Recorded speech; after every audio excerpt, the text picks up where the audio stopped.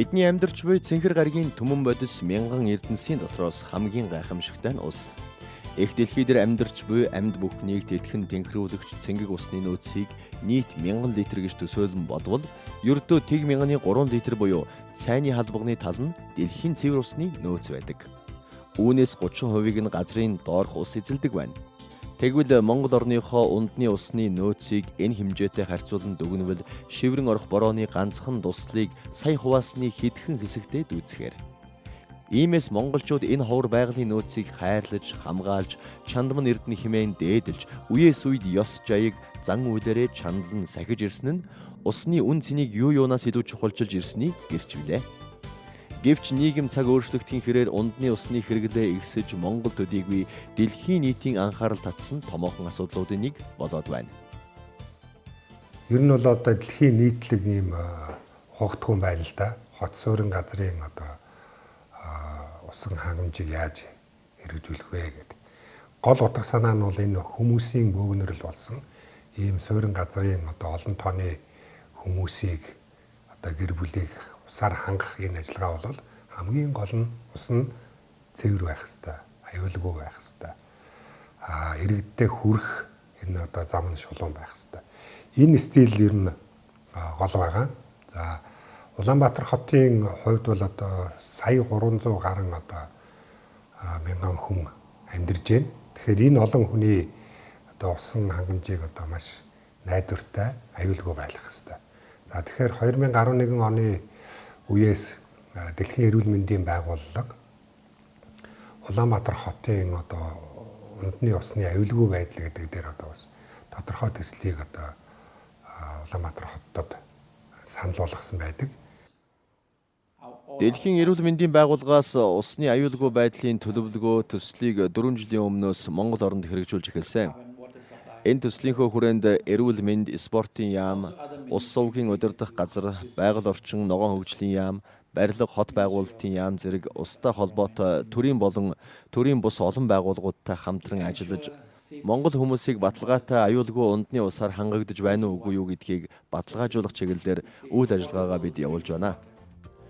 Дэлхийн эрүүл мэндийн байгууллагаас Австралийн тусламжийн хөтөлбөртэй хамтран усны чанарын түншлэлийн санаачилгын хүрээнд усны аюулгүй байдлын төлөвлөгөөг боловсруулах, хэрэгжүүлэх хөтөлбөрийг анх өөрийн гишүүн улс орнуудаа 2007 оноос хэрэгжүүлж эхэлсэн түүхтэй. Харин Монгол орны хувьд 2012 оноос усны аюулгүй байдлын төлөвлөгөө хөтөлбөрийн 3 дугаар үе шатнаас нь нэгдэн орж Дэлхийн эрүүл мэндийн байгууллагаас Монгол улсын засгийн газрын хамтран ажилладаг холбогдох байгууллагуудад зөвшөөрсөн усны аюулгүй байдлын төлөвлөгөөг туршилт байдлаар Улаанбаатар хотыг ундны усаар хангагч байгууллага болох ус сувгийн удирдах газар дээр хэрэгжүүлэхээр шийдвэрлсэн байна. Тэр хүмүүс усны аюулгүй байдлын төлөвлөгөө гэхэлэр тийм ээ жилийн, улирлын, сарын төлөвлөгөө гэдэг юм уу нэг хэрэгжээд өнгөрөх зүйл гэж бас тийм ээ андууд ташаа ойлгож болох юм. Энэ бол тэхгүйгээр усан хангамжийн тогтолцоонд өдөр тутамд одоо тийм ээ усыг олборлохоос хэрэглэгч түргэх бүх шатуудад хийгдэж байгаа үйл ажиллагаа маань одоо найдвартай байна уу, баталгаатай байна уу гэдгийг л баталгаажуулж байгаа. Одоо өдөр тутмын үйл ажиллагааны ийм системтэй үйл явцыг л бид нар усны аюулгүй байдлын төлөвлөгөө гэж нэрлэдэг байгаа. Усны аюулгүй байдлын төлөвлөгөө гэдэг дотор нь бид нар хоёр хувааж үздэг. Энэ маань одоо хот суурин газрын буюу төвлөрсөн усан хангамжт давмгаалдаг ийм усан хангамжтай байгууллагууд усны аюулгүй байдлын төлөвлөгөөг 11 одоо модулаар хэрэгжүүлдэг.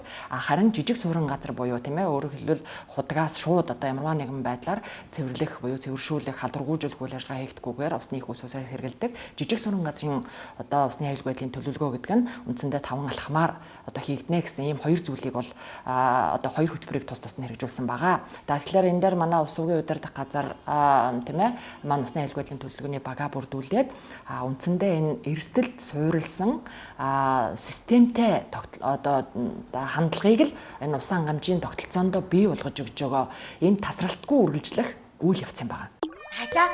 За хоёр шийдэж чадаагүй бас нэг ажил байна. Амьдрал туслаар халтагцаар л бай. Төсөлгүйгийнхээ үгэнд орно шүү. Хүмүүс бид аз жаргалтай амьдралаа өөрсдийн гараар бүтээдэг. Усаа хайрлахад их хотооч хайрлана. Хормогт усаа хайрлцгаая. Цэвэр усаа эмэнцгээе. 13 онд усны аюулгүй байдлын төлөвлөгөөг гаргах, энэ багийг зохион байгуулах энэ ажил дэлхийн эрүүл мэндийн байгууллагын тусламжтайгаар энэ ажил эхэлсэн. За ингээ 2013 онд усны аюулгүй байдлын төлөвлөгөө боловсруулах анхны баг байгуулагдсан.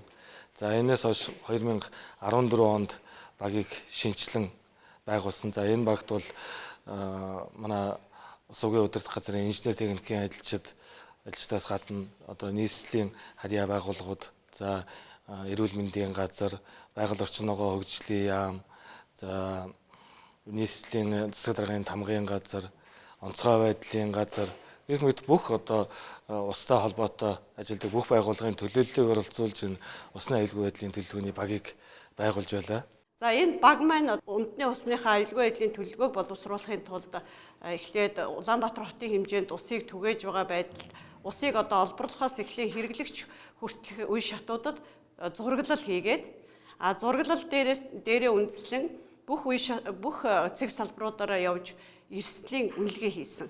За бид нар эрсдлийн үнэлгээ хийх энэ аргыг бол одоо Дэлхийн эрүүл мэндийн байгууллагын зөвлөмжийн дагуу хийсэн учраас олон улсын одоо түвшинд мөрдөх хэмжээнд одоо эрсдлийн үнэлгээг хийсэн гэж ингэж үзэж байгаа.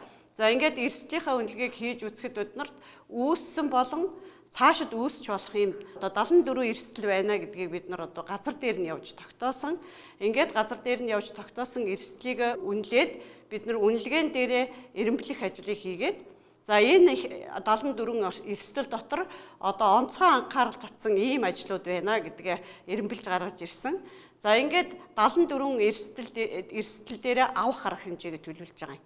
За энэ авах арга хэмжээг бол одоо усыг олборлохоос эхлээд хэрэглэгч хүртэлх бүх үе шатанд хийх ажлын төлөвлөгөө гэдгийг одоо авах арга хэмжээгээ үндэслэн боловсруулж байгаа. Энэ усны аюулгүй байдлын төлөвлөгөөнд дотор 74 эрсдэлд авах 179 арга хэмжээ байна гэдгийг бид нар тогтоож гаргаж ирсэн. Усны аюулгүй байдлыг хангахад салбар дундын хамтын ажиллагаа чухал байр суурийг эзэлдэг. Хүн амыг хүрэлцээтэй чанартай аюулгүй усаар хангах нь дан ганц усаар хангагч байгууллагын хариуцах ажил бус. Усны нөөцийг хамгаалах, хүрэлцээ нөөцийг судлах, усаар дамжин өвчлөл үүсгэхээс урьдчилан сэргийлэх, усны чанар аюулгүй байдалд хяналт тогтоох зэрэг хууль тогтоомжоор хүлээсэн үүргийнхээ дагуу байгаль орчин нийгмийн хамгаалал аялал жуулчлалын яам, туулгын сав газар, нийслэлийн засаг даргын тамгын газар, барилга хот байгуулалтын яам, эрүүл мэнд спортын яам болон түүний харьяа газрууд, мэргэжлийн хяналтын болон онцгой байдлын газар, цагдаагийн харуул хамгаалалтын асуудал хариуцсан байгууллага зэрэг олон байгууллага хариуцлага хүлээн ажилладаг. Улаанбаатар хотын хүн амын үндэсний усны аюулгүй байдлыг хангах хөтөлбөр төлөвлөгөөнд эдгээр байгууллагаас гүйцэтгэх үүргийг тусган оруулж өгсөн бөгөөд салбар дундын хамтын ажиллагааг сайжруулах зорилгоор усны аюулгүй байдлыг хангах хөтөлбөр төлөвлөгөөг хэрэгжүүлэхэд тулгамдж байгаа асуудал сэдвээр 14 байгууллагын 60 гаруй төлөөллийг оролцуулсан хэлэлцүүлгийг зохион байгуулж санал бодлоо солилцсон байна. Хэлэлцүүлгийг Улаанбаатар хотын ерөнхий менежер бөгөөд захирагчийн ажлын албаны дарга Бадрал удирдан явуулж, хэлэлцүүлэгт оролцсон Дэлхийн эрүүл мэндийн байгууллагын Монгол дахь суурин төлөөлөгч салбар дундын хамтын ажиллагааг бэхжүүлэх нь хүн амын үндэсний усны аюулгүй байдлыг хангахад чухал ач холбогдолтой болохыг цохон тэмдэглэжээ. Салбар дундын хэлэлцүүлэгт оролцогчид өөрсдөө санал бодлоо илэрхийлж, уг хэлэлцүүлгээс ажил үргийн чиглэлийн дагуу яам, тусгай газар агентлагууд, төрийн болон төрийн бус байгууллагууд хүн амын үндэсний усны нөөц чанар аюулгүй байдлыг хангах талаар хамтран ажиллах уриалга гарган уг ажлын үр дүнг жил бүр тооцсон ажиллахаар тохиролцсон байна.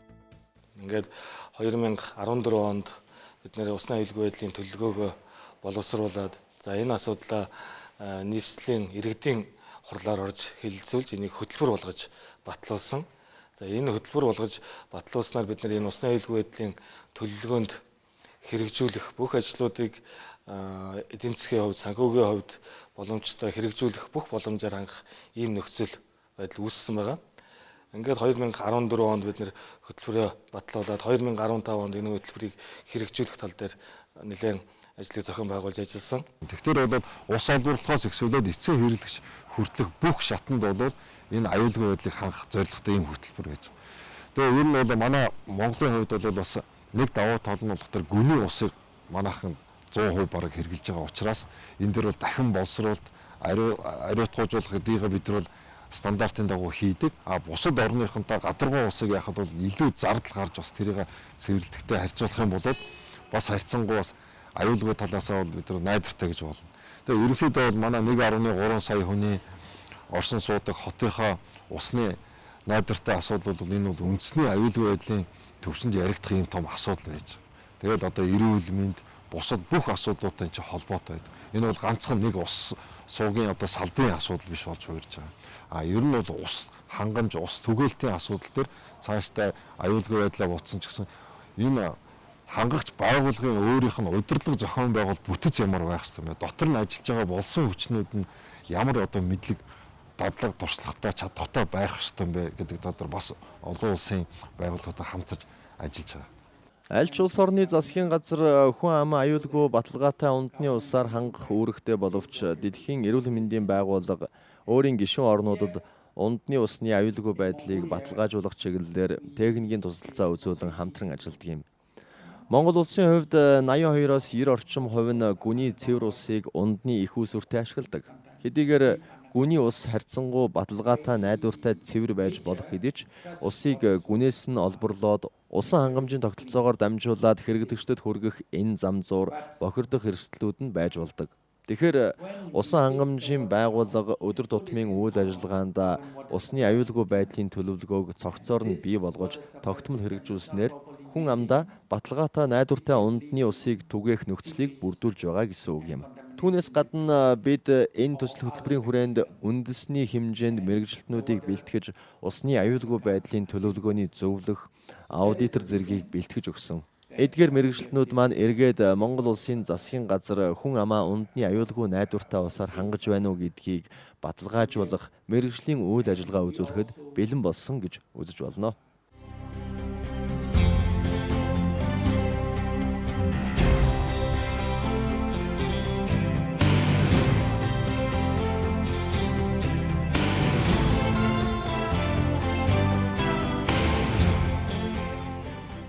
Манай хоёр хөрш байна, энэ Европын орнууд байна, Азийн одоо энэ бидний одоо нэлийн харьцаатай энэ улс орнуудыг ингээд үзээд ингээд судлахаар бол яг энэ усаа болол их хосломор байдлаар хэрэгжилж байна л да.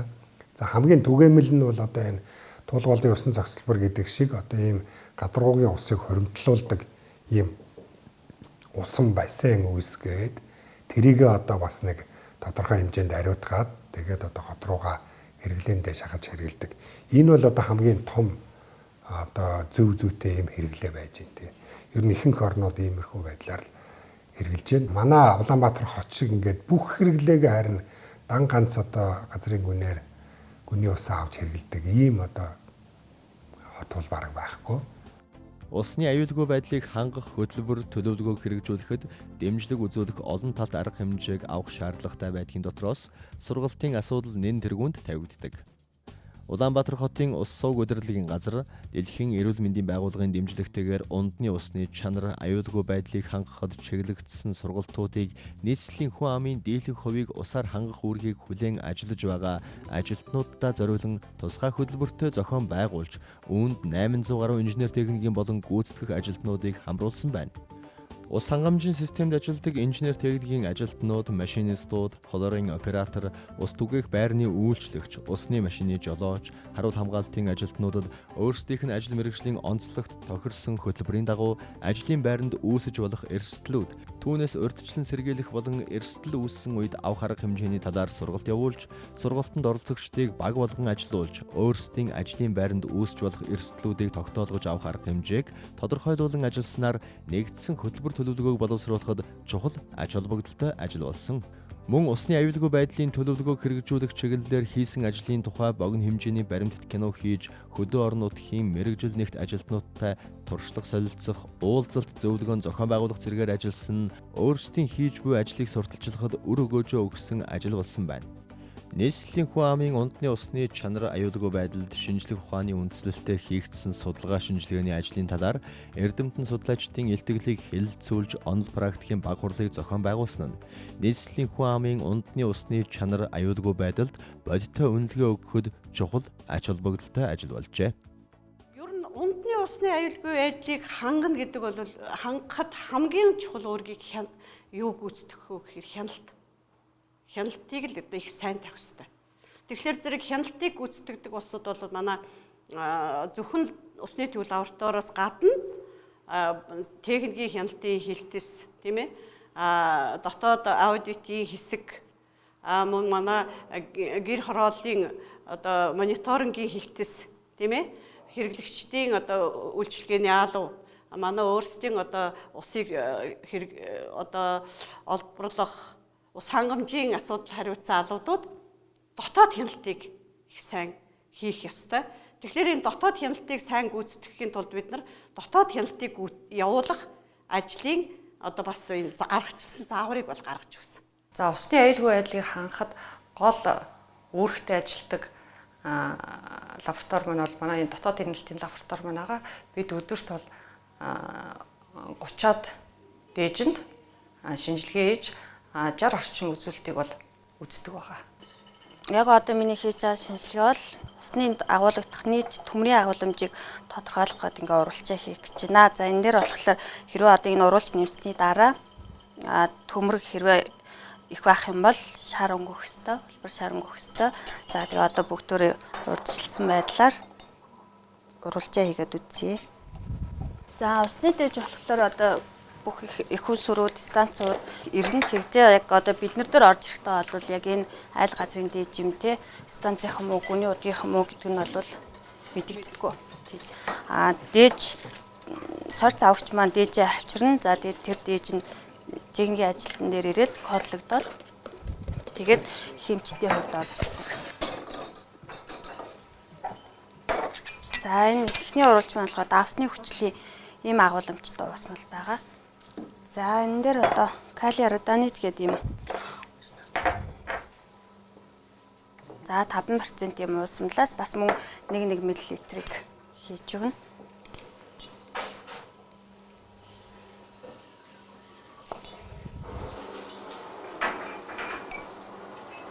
Өнөөдрийн дээж бол ерөнхийдөө 11 үзүүлэлтийн дээж 11 үзүүлэлт үзэх хэрэгтэй гэж кодлогдоод ороод ирсэн байгаа. За тэндээс бол одоо би өнгө, төмөр, аммон, нитрит, өнөр амт. За ийм дээж ийм үзүүлэлтүүдийг үзсэн. Тэг ихнээсээ үзээд гээд явж байна. За одоо төмрөө хэмжээ.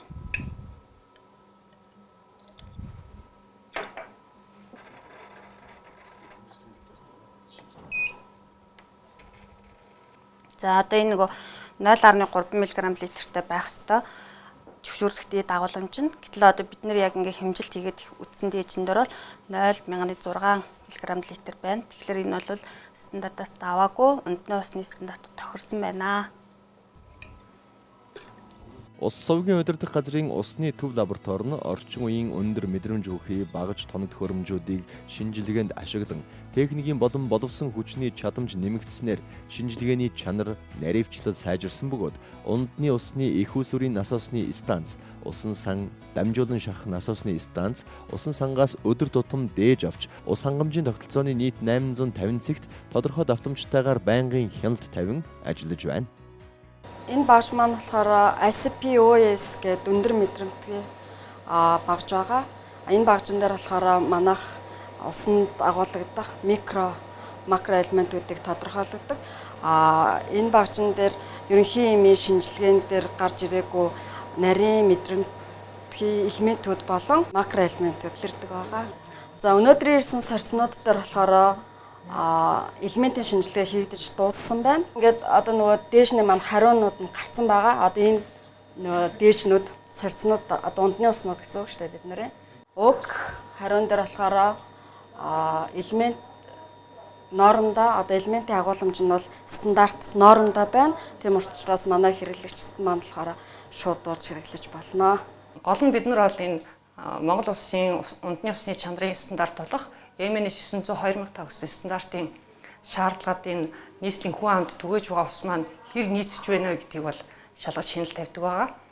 Үүний тулд бол ус хангамжийн тогтолцооны бүхэл шат амжилга өөрөөр хэлбэл их усрээс хэрэглэгч хүртэлх бүх шат амжилгын усанд бол хяналт тавьж ажилладаг. Ялангуяа их усрын насос станцууд, дамжуулан шахах насосны станцуудад бол өдөр тутмын хяналт тавьж ажилладаг. Ийм учраас хэрэглэгч та бүхэнд бол лабораторийн өдөр тутмын байнгын хяналтаар баталгаажигдсан энэ чанартай цэнгэг аюулгүй ус очдог гэдэгт та бүхэн эргэлзэх зүйлгүй маа. Монгол-Япон улсын засгийн газар хоорондын гэрээний дагуу Япон улсын засгийн газрын буцалтгүй тусламжаар хэрэгжүүлсэн Улаанбаатар хотын ундны усыг нэмэгдүүлэх гачуурт их үүсвэр төсөл нь Туул голын айл савын гачууртын мойлтын тухайд байрлах 21 ширхэг гүний худгаас 7.2 км цуглуулах тодорхойлгоотой ширмэн шугамар усаа дамжуулан усан санд хоримтлуулж холоороор цэвэршүүлсний дараа Улаанбаатар хотын зүүн хойд бүсийн хэрэглэгчдэд түүний дотор гэр хорооллын иргэдийг баталгаатай цэвэр ундны усаар ханган ажиллаж байна. За Улаанбаатар хот маань бол нийт ус хангамжийн 7 их үүсвэртэй. За гачуурт их үүсвэр маань бол 2014 оны 12 сарын 1-нд бол ажилтанд орсон. За анх 2009 онд бол анх техник эдийн засгийн үндэс боловсруулах ажил хийгдээд за 2012 онд бол анхны бүтээн байгуулалтын ажил эхэлсэн. За төсөл маань бол Япон улсын засгийн газрын буцалтгүй тусламжаар хийгдсэн төсөл байгаа. За төслийн гол зорилго маань бол Улаанбаатар хотын хойд чиглэл буюу Дарих, Дамдаржа, Чингэлтэй хайлтын гэр орлыг бол усаар хангах, ус хангамжийг сайжруулахын төсөл байгаамаа. Үйл ажиллагааны компьютер бүх хотгуудаа одоо хэдэн худаг ажиллаж байна, хэдэн худаг бэлтгэлд байна уу гэдэг бол харж болно. Одоо та хүн эндээс харж явах нооноор асж байгаа нууд нь дандаа одоо нутгууд байна. Өнөөдөр усаа наашнуудаа шахаж байна гэсэн мэдээлэл дамжуулж байгаа. Цаана одон унтраалтаа цагаанаар зааж байгаа нь бол бэлтгэлд байна гэсэн ийм үйл ажиллагааг бол зааж байгаамаа. Гаднаас ирсэн цуглуулах шугамаар ирсэн цэвэр усаа манайхын баруун талд холоорын байгууллагын тустаагаад тэгээд тэндээс ариутгадаад бид бол энэ ариутгасан усаа байнга цаг тутамд одоо холоорын үлдэгдэл холоорын дотор хойлоод тэгээд хотын сүлжээнд бол өгч байгаа. Энийг мань яадаг вэхээр зэрэг өдөр болгон ус сувгийн одоо төв лаборатори ирж шинжилгээ аваад шинжилгээнийхээ одоо бүх хүснэгтэнд хийгээд одоо ундны усанд дахир тодорхой хэмжээнд тавилиц байж байгаа. Тэр тавилицсан дээр одоо өнөөдрийн байдлаар яг хэдий байх ёстой тэр үлдгэлээр ингээл бидээс лабораторид шинжилүүлээд ингээл үйл ажиллагаа явуулж байгаа. За бид нэг хот руу явж байгаа усыг ноцоосноосоо дээж аваад 100 г ус игээд холоод хэр их явж гэн гэдгийг бид нэр энд баталгаажуулж үздэг. Цаг тутамд нь энэ калио 5 мг хийгээд 5 мл хийгээд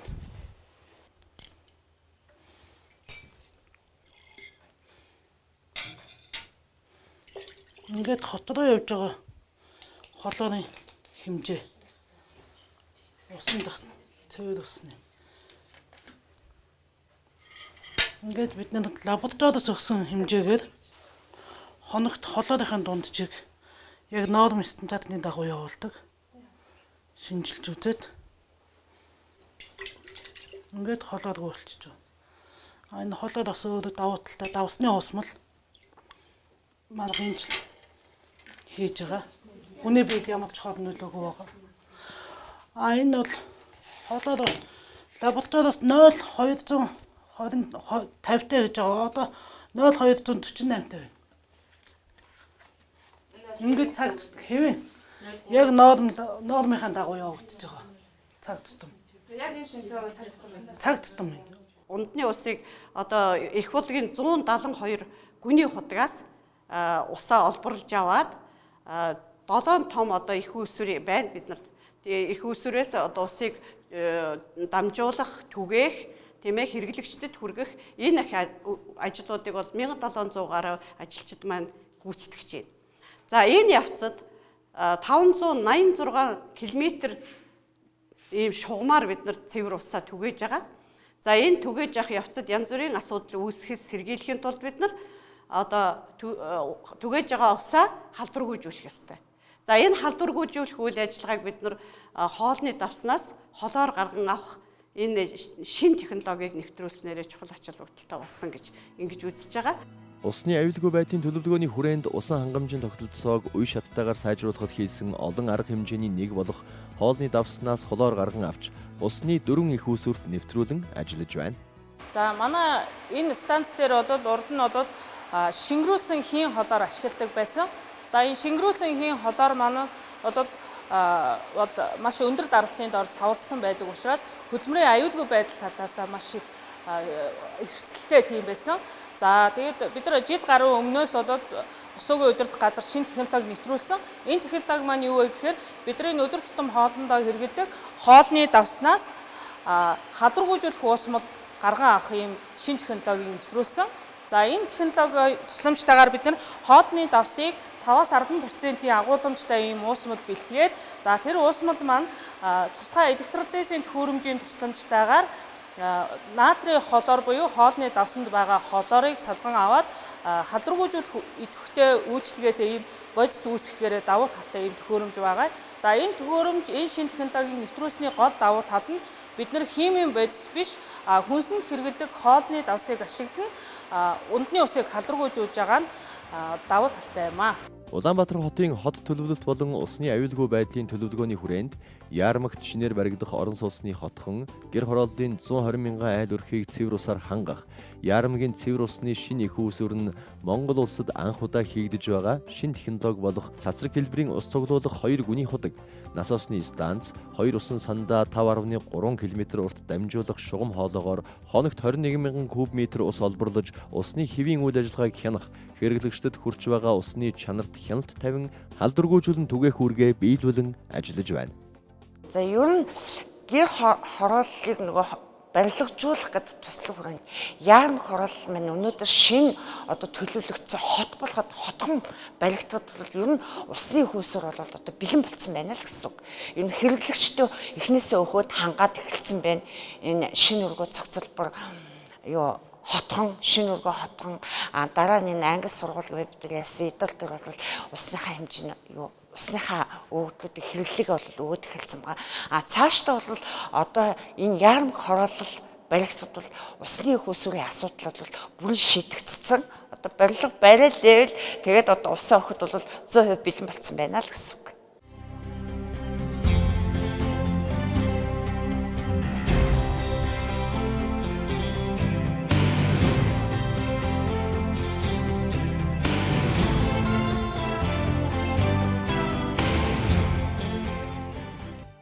Улаанбаатар хотын гэр хорооллын 6 дүүрэгт зөөврөөр 560 ус түгээх байр үйлчилдэг бөгөөд эдгээрийн 310 нь төвлөрсөн шугам сүлжээнд холбогдсон ус түгээх байр, 250 нь автомашинаар ус зөөврөлдөг зэг ажээ.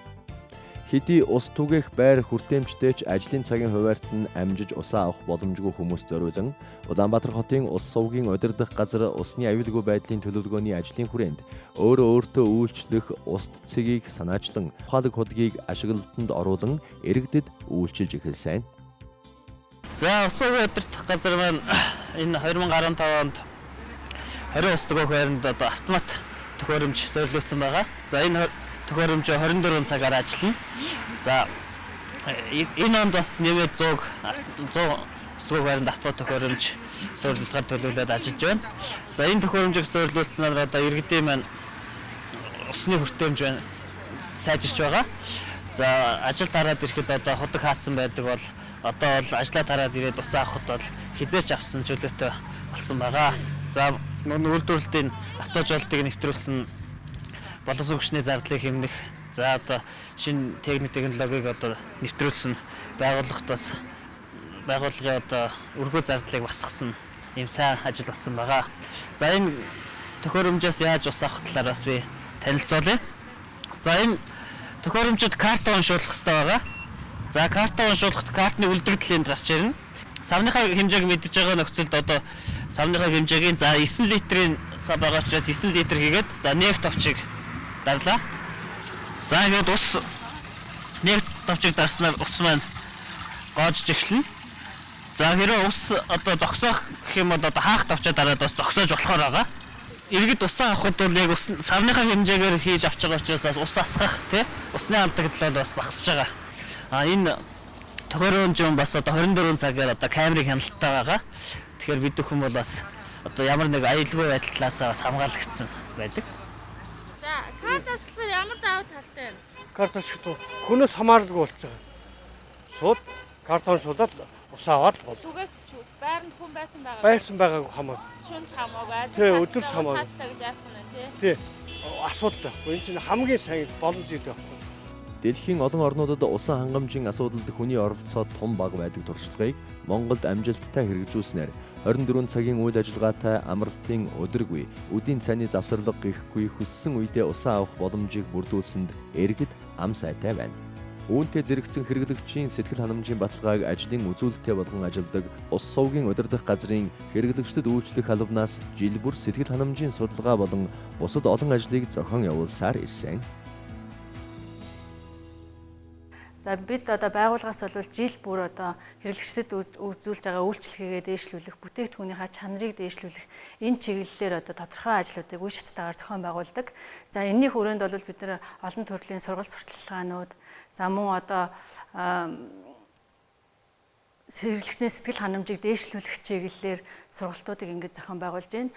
За хамгийн одоо бидний хийж одоо хэрэглэгчдийн сэтгэл ханамжийг үнэлж байгаа нэг хамгийн том ажил бол энэ судалгааг бол бид нэр хийж тэрний дагуу одоо үйл ажиллагаагаа сайжруулахаар төлөвлөгөө гаргаж тэрний төлөвлөгөөнийхөө биелэлтийг ингэж хангаж ингэж ажиллаж байгаа. Ус сувгийн удирдах газрынхан мэрэгжлийн боловсон хүчнийг бэлтгэх үүднээс цэвэр бохир усны хоолойн засварчин, нас усны станцын машинчаас авахуулаад цэвэрлэх байгууламжийн машинист, тоног төхөөрөмжийн засварчин, ус түгээгчийн мэрэгжил олгох, мэрэгжил дээшлүүлэх сургалтыг сургалтын төвдөө зохион байгуулахаас гадна үхэл насны хүмүүст усны бүтэц, онцлог, манай орон дахь цэвэр усны их усүрүүд болон усны зүй зохистой хэрэглээний талаар мэдээлэл өгөх үзүүрийн заал танхим, номын санг ажиллуулж байна. Манай гол зорилго маань болохоор зэрэг зөвхөн манай энэ байгууллагын төдийгүй яг манай бүр энэ салбарын хэмжээний ажилтнуудад бас мэрэгжил олгох, мэрэгжил дээшлүүлэх ийм боломжийг бид бүрдүүлдэг. Инженер техник ажилтнуудад сурах нөхцөл байдлыг бол бий болгодог. Ийм үүрэгтэй байгууллага.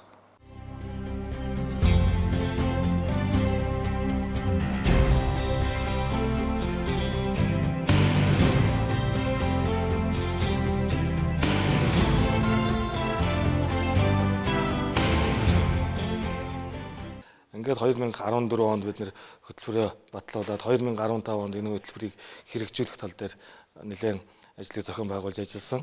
За энэ дээр нийслэлийн хөрөнгө оруулалтаар мөн энэ усны аюулгүй байдлын төлөвлөгөөнд орсон ажлуудыг хийж гүйцэтгэх энэ ажлууд бас хийгдсэн. За энэний үр дүнд нийслэлийн гэр ороолын хэрэглэгчдэд усыг зөөврөөр түгээдэг манай усын өрийн автовазын парк шинжилтийн ажлыг хийлээ.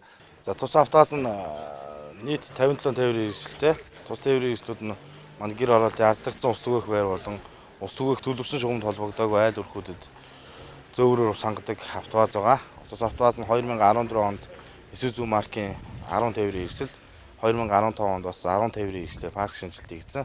Парк шинжилт хийгдснээр манайд хийгддэг ирээсийн тоо болон шатхуун зарцуулалт, тээврийн хэрэгслийн урсгалт засвар үйлчилгээний асуудал хамаагүй богиноссон. Ажлын бүтээмж нь 100% дээшсэн байна.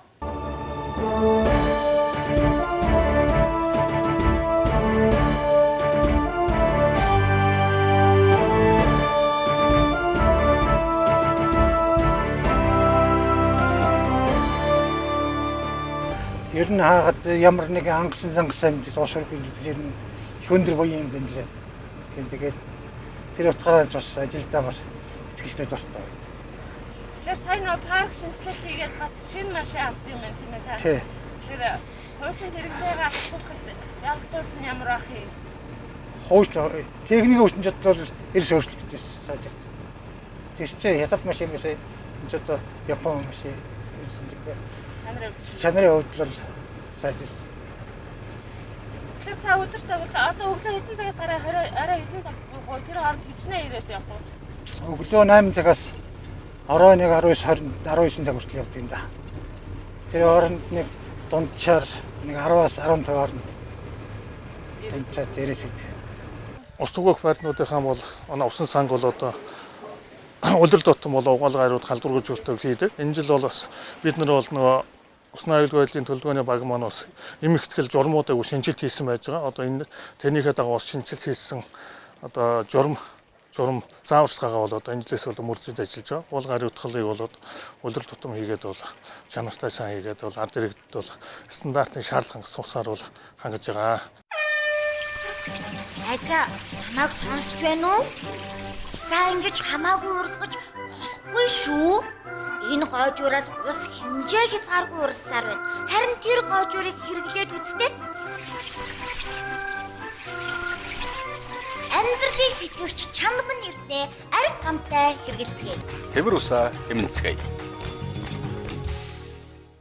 Дараагийн нэг асуудал бол 2015 онд бид нар усны аюулгүй байдлын төлөвлөгөө хөтөлбөрийг хэрэгжүүлэх чиглэлээр маш их ажил хийсэн. За энэ ажлын нэг нь бол одоо үндэсний усны аюулгүй байдлыг хангахад чиглэгдсэн дүрм, журам, заавруудыг манай усны аюулгүй байдлын төлөвлөгөөний баг ус уугийн инженер техникийн ажлууд оролцож ийм заавруудын эмэгтгэл гаргасан юм байгаа.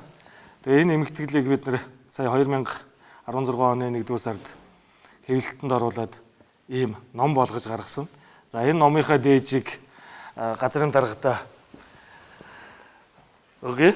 Ингээд манай усны аюулгүй байдлын төлөвлөгөөний багийнхан ийм эмэгтгэл гаргалаа.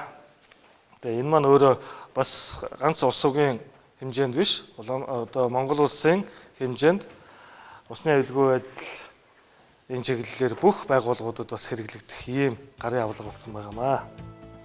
Улаанбаатар хотын хүн амыг стандартын шаардлага хангасан чанартай аюулгүй унтны усаар хангах эрхэм зорилгынхаа хүрээнд ус суугийн удирдах газар унтны усны аюулгүй байдлын төлөвлөгөө төслийн хүрээнд хийсэн судалсан ажлынхаа хүрээнд олон ном тохимол гарын авлага, зааварчилгааг хэвлэн гаргасан. Үүний нэг бол Монголд анх удаа унтны усны аюулгүй байдлыг хангахад чиглэгдсэн журам, заавруудын эмэгтгэлийг хэвлэн гаргасан нь усны салбарын бүхий л мэргэжилтэнд ашиглагдах гарын авлага болж чаджээ.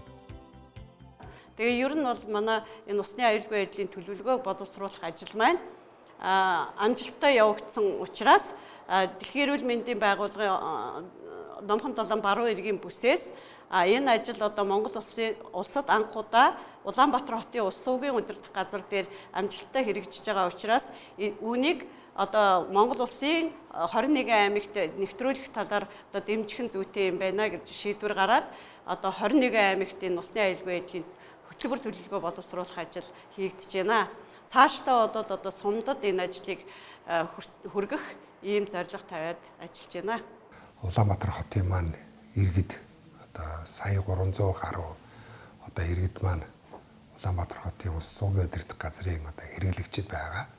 Тэгэхээр одоо би энэ одоо нийт Улаанбаатар хотынхоо албан байгууллагууд, үйлдвэр заводууд мөн одоо нийт иргэдтэй орон сууцны гэр орооллын иргэдтэй хандаж хэлэхэд одоо бид хамтын хүчээрээ энэ усныхаа аюулгүй байдлыг хангана. Та бүхэн маань одоо энэ усыг зөв зохистой хэрэглэх, хэмнэлттэй хэрэглэх гэдэг дээр одоо бас өдөр тутмынхаа хэрэглээг одоо бас зөв болгож, хяналттай байлгаж, соёлтой хэрэглээг одоо бас хүүхэд залуучуудтай бас түгээж ингэснээрээ бол одоо энэ Улаанбаатар хотын маань усан хангамж найдвартай байх энэ гол одоо их усвэр шүү гэдгийг одоо бас хандаж хэлмээр байна.